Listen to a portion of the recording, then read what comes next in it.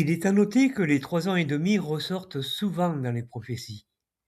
Daniel chapitre 12, le verset 7. Alors j'ai entendu parler l'homme habillé de lin qui était au-dessus des eaux du fleuve.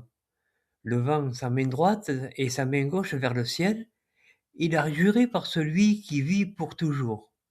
Il se passera un temps fixé, des temps fixés et une moitié de temps. Dès qu'on aura fini de mettre en pièces la force du peuple saint, toutes ces choses s'achèveront. L'homme, habillé de lin, nous fait penser à Jésus, l'homme à l'écritoire. Ézéchiel chapitre 10, verset 2.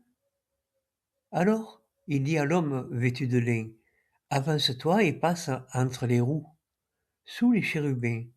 Remplis tes mains de braise que tu prendras d'entre les chérubins. Puis lance-les sur la ville.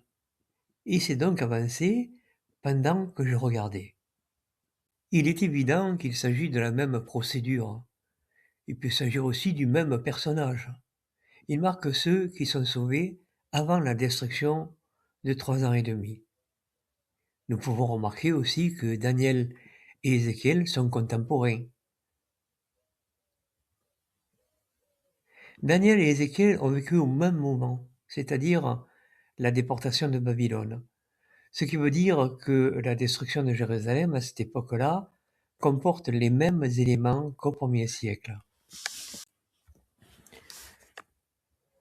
Nous retrouvons ces 3 ans et demi dans la prophétisation des 2 témoins du chapitre 11 de la Révélation pendant les 1260 jours, qui correspond à 3 ans et demi.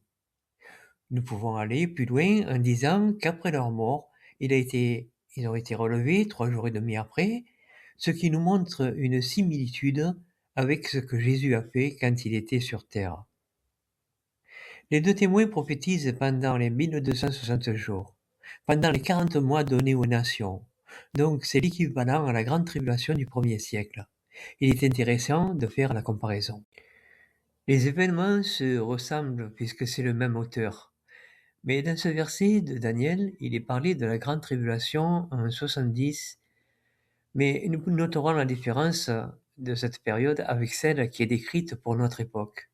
Il n'y a pas la même intensité. Le peuple, et il faut le comprendre, a été beaucoup plus coupable à cette époque. Mettre en pièces le peuple saint est le but des prophéties de Daniel. Ce moment annonce la nouvelle alliance qui entre en vigueur, puisque l'ancienne alliance a disparu avec la destruction de Jérusalem et de son temple. Il est à noter que les disciples de Jésus sont partis dans les montagnes à ce moment-là, donc il ne restait plus personne de juste dans Jérusalem. Et pourtant, il est appelé le peuple saint. C'est un point à retenir.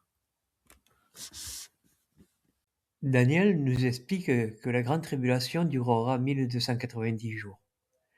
Si nous comparons avec les 1260 jours du livre de la Révélation, nous voyons une différence avec ce qui s'est passé et ce qui se passera. C'est une étude que nous pouvons faire qui nous révèle que la grande tribulation du 1er siècle a été beaucoup plus dure que ce qui est prévu à notre époque. Il nous faut comprendre que la tribulation fait partie du jugement, mais il faut discerner que la tribulation, avant que vienne Jésus à notre époque, ne se poursuit pas quand il est là. Nous pourrons parler après cette période de jugement, ce qui n'est pas la même chose.